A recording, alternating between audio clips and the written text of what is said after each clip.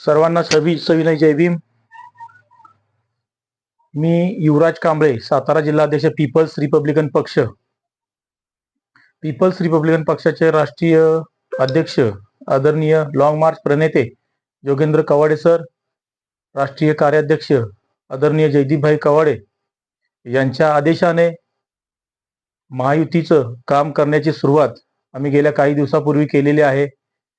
महायुतीचं सरकार येण्यासाठी आमचे जे प्रयत्न चालू आहेत ते अत्यंत चांगल्या पद्धतीने आमचे कार्यकर्ते जिल्ह्यामध्ये फिरत आहेत. आम्ही चांगलं काम करत आहोत आणि कवाडे सरांचे आदेशच असे आहेत की महायुतीचा प्रत्येक उमेदवार, आपल्या जिल्ह्यामध्ये 8 उमेदवार आहेत महायुतीचे, त्या 8च्या 8 उमेदवारांना अतिशय चांगल्या पद्धतीची मदत करा, त्यांना जाऊन भेटा.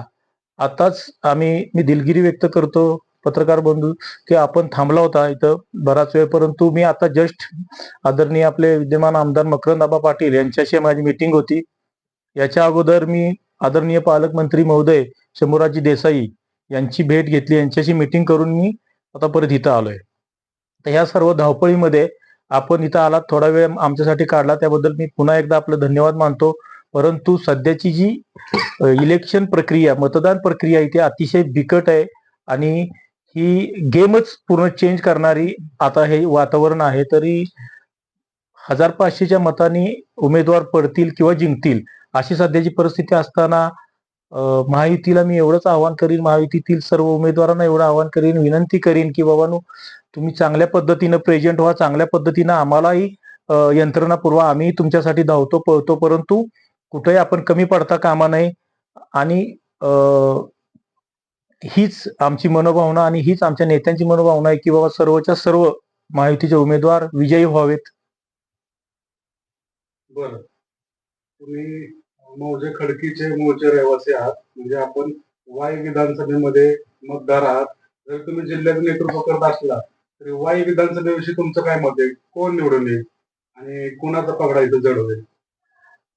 वाई लोकसभा मतदारसंघाचं नेतृत्व जे आत्ताचे विद्यमान आमदार आदरणीय मकरंद आबा करत आहेत.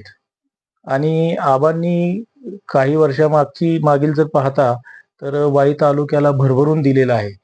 एवढी विकास कामं केलेली आहेत की ह्याच्या अगोदरच्या कुठल्या आमदारानं केलेली नाहीत.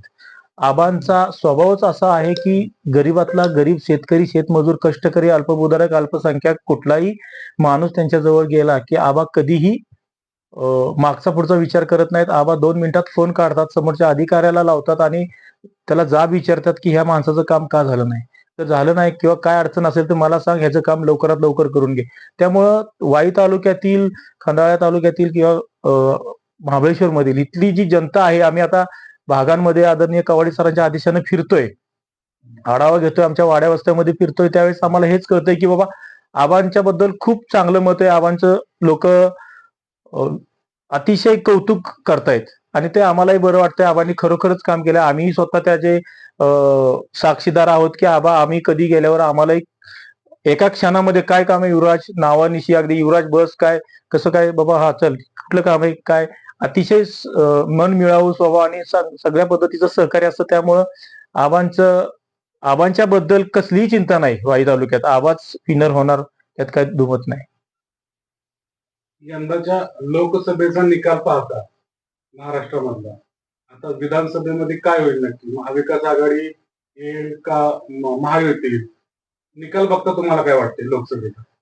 लोकसभेचा निकाल बघता की लोकसभेमध्ये महायुतीच्या आल्या असतील काही कमी सीटा, परंतु आजची परिस्थिती जर बघता तर आदरणीय मोदी साहेब आणि आदरणीय मुख्यमंत्री एकनाथजी शिंदे साहेब, देवेंद्रजी फडणवीस साहेब आणि अजितदादा पवार साहेब, ही जी मंडळी आहे ना, ह्यांनी अतिशय प्रगल्भपणे जो विचार केलेला आहे लाडक्या बहिणींबद्दल, तो खूप बारकाईने बघण्याची गरज आहे की प्रत्येक लाडक्या बहिणीच्या खात्यामध्ये आत्ताच्या घडीला पैसे आलेले आहेत. मी तर म्हणतो की हे आत्ता करण्याच्या अगोदर, लोकसभेच्या अगोदर केलं असतं तर हे अतिशय चांगलं चित्र दिसलं असतं. परंतु अजूनही वेळ गेली नाही. आता आमदारकीच्या अगोदर ही सगळ्या लाडक्या बहिणींच्या खात्यामध्ये पैसे आलेत. सगळ्या उत्साहात आपली दिवाळी साजरी करणार. कुठली लाडकी बहीण अशी म्हणेल की बाबा मला आज 2 घास या सरकारनं चारलंय, मग मी त्याच्याबद्दल काय विचार करू नये. त्यामुळं महायुतीच सरकार येणार आणि महायुतीशिवाय जनतेला पर्याय नाही. तुम्ही गेले 20 वर्ष झालं पीपल्स रिपब्लिकन पार्टी ऑफ इंडियाचं काम करत कवाडे सरांच्या नेतृत्वाखाली. तर तुमच्या पक्षाचा नेमका उद्देश काय की महायुतीत जाण्यामागचा समाजाचा फायदा याच्यामध्ये काय? बहुजन समाजाचा फायदा नक्की काय होणार आहे? कारण महायुती तर एका बाजूने आता एका वेगळ्या विचारधारेची आहे आणि आपला पक्ष जो आहे तो वेगळा विचारधारेचा थोडासा पडतो. आपल्या समाजामध्ये काय उन्नती होणार आहे? काय तुमचं ध्येय धोरण आहे याच्यामध्ये? त्याचं काय आहे की तुम्ही अतिशय महत्वाचा प्रश्न विचारला आणि आम्ही देखील काही वर्षापूर्वी हाच विचार करत होतो की ज्या पक्षासोबत आमची युती होती त्यावेळेस आम्ही म्हणायचो की बाबा आम्ही ज्या पक्षासोबत आता आलोय शिवसेना भाजप सोबत तर ही लोक संविधान बदलतील किंवा ही जातीवाद आहेत. परंतु ज्यावेळेस आम्ही त्यांच्या सोबत काम करतोय त्यावेळेस अतिशय पारदर्शकता आम्हाला बघायला मिळाली. आमची या मोठ्या नेत्यांबद्दल आदरणीय मुख्यमंत्री असतील, देवेंद्र फडणवीस जी असतील किंवा अजितदादा असतील, ह्या सर्वांशी आमची चर्चा झाली चांगल्या पद्धतीनं. संविधानाबद्दल चर्चा झाली की स्वतः ते म्हणतायत की अगदी बाबासाहेब जरी वरून खाली आले तरी संविधानाला कोण हात लावू शकत नाही.